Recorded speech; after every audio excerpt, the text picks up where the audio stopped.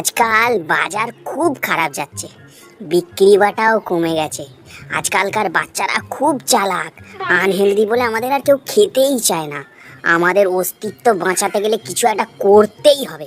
আমার তো একটাই মত, আমাদের বানানোর জন্য একটু ভালো তেল, একটু ভালো মশলা আর একটু ভালো আলু ব্যবহার করা উচিত। আর এই গাধাটাকে কেউ বের করে, এই গাধাটাকে কেউ বের করে। আরে শালা হাওয়া ভরা প্যাকেটের ফাটাকেষ্ট, তোকে হেলদি বানানোর চক্করে আমাদের মালিকের পকেট আনহেলদি হয়ে যাবে। তোকে 5 টাকার বদলে তখন 50 টাকায় বিক্রি করতে হবে, আর তখন তোকে কেউ ঘুরেও তাকাবে না রে শালা। হ্যাঁ ভাই, তুই এইটা একদম ঠিক কথা বলেছিস।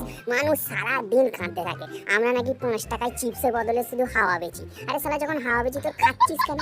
খাবি আবার বদনামও করবি। আমার মনে হয় আমাদের বিক্রিটা বাড়ানোর জন্য আমাদের নামটা একটু পাল্টাতে হবে। আমাদের নতুন নাম রাখতে হবে রামদেব বাবা ইয়োগা চিপস।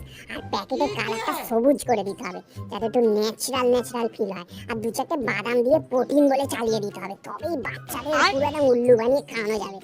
আরে ভাই, আমার তো মনে হয় একটা ইমোশনাল ট্যাগলাইনও রাখতে হবে, যেমন ওই মায়ের একমাত্র ভরসা ইয়োগা চিপস। কি বন্ধুরা, তোমরা কি বলো? তোমরাও একমত? তাহলে কমেন্ট করে জানাও।